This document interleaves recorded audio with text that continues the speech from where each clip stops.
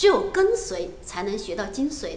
关爱自己，关注爱丽。大家好，我是艾丽，是名营养师，也是抗疫前线的一名志愿者。我们现在拍摄的一个视频是关于我们前线抗疫的一段回忆录，也借这个机会呢，向大家传播防疫和抗疫的一些知识。我记得刚刚开始马尼拉确诊第一例的时候已经开始紧张了，第二例的时候基本上我已经开始买，给自己囤了100多公斤的粮食。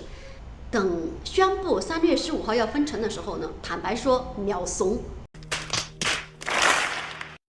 就真的是想尽各种办法逃到了乡下，一路上遇到了许多荷枪实弹的警察，就各种盘问，很不容易才到了乡下，然后就过起了那种悠哉的生活。然后2周之后呢，我们就看到了新闻上面说，中国赴菲律宾抗疫医疗专家组要来马尼拉的一个消息。当时脑子里各种浮现的就是我们在短视频上看到的这些医疗专家奔赴前线工作的这种伟大的身影心里面本来就非常的崇敬。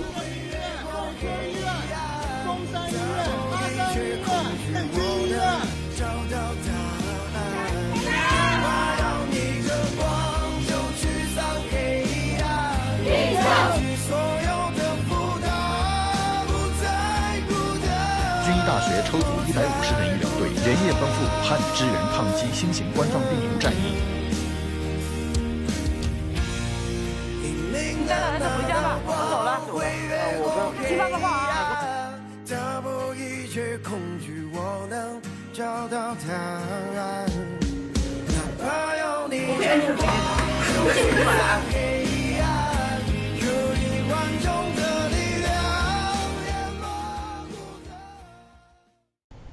我就在想，医疗专家们，不远万里的过来，那么他们来这里人生地不熟，应该也是需要一些本地人的一些协助。我正好也具备这样的条件，也是名营养师。更重要的事情是，我的老师呢也曾经教会过我说，只有跟随才能学到精髓。那既然最顶级的专家都已经到了跟前了，那我为什么不去跟随学习呢？就抱着这种试试看的一个态度，我就给中国大使馆写了一份请战书，我说我愿意去前线做志愿者。没想到还真的就联系上了。然后联系上之后呢，马上我们就赶回马尼拉。那这一路回来的路上，就不单是看到了当初的那个警察，更多的是我们看到了一辆又一辆的救护车从我们旁边呼啸而过。当时就心想着，哎呀，这个事情可能不太妙。我们绕了很久的路才回得来。我在短视频上面也看到了很多的这个护士小姐姐，就是把这个长头发都剪断了。上前线之前，我想长头发不方便穿防护服哈，可是这个大街上面因为封城也没有理发店，所以就打电话请这个精剪坊的师傅上门。我心里一恨，一咬牙，哎呀，把头发剪了吧，然后咔嚓一刀下去，虽然说心里也舍不得，还是剪掉了。路上完全就没有车了，一片静悄悄的。然后除了警车以外，就只有一些超市送货的车子能够出去了，我根本就出不去。然后呢，苏婶就帮我联系了车子来接我。司机一见到我的面就上下这样子喷酒精喷到酒精，然后尤其是鞋底他是会注意喷的。接我过去的一路上呢，我就在想，招待这么重要的专家，怎么着也得是5星级酒店吧。后来一看，其实不然，我一看吧，顶多在国内就算个3星级吧。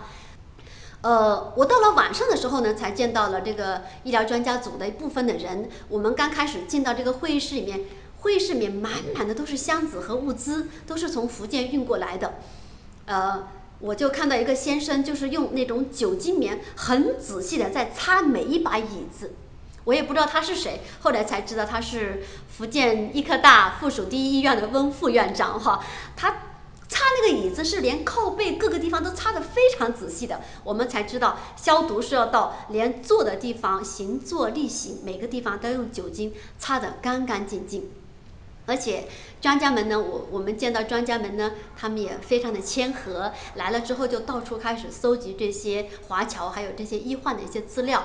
我也是第一次知道了，原来在整个菲律宾的话，平均每1000个菲律宾人才能分配到1名医护人员。